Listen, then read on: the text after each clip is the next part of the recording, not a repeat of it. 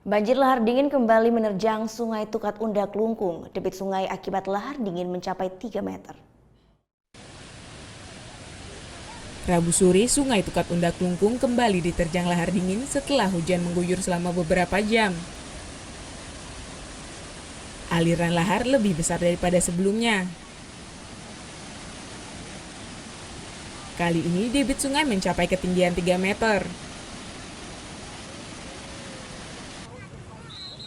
Meski berbahaya, warga tetap antusias melihat aliran lahar dari atas jembatan.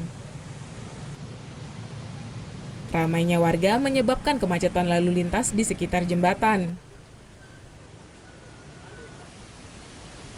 Situasi ini sangat berbahaya jika sewaktu-waktu jembatan ambrol lantaran tidak kuat menahan beban. Sejak kemarin ada hujan Pak ya? Kemarin nggak ada.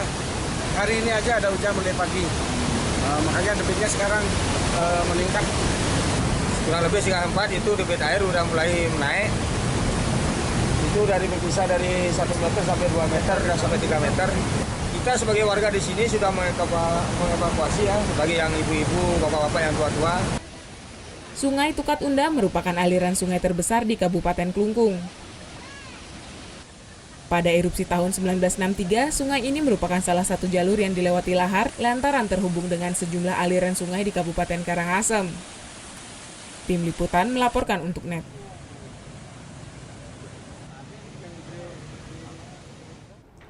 Thank you. Udah selesai nonton beritanya?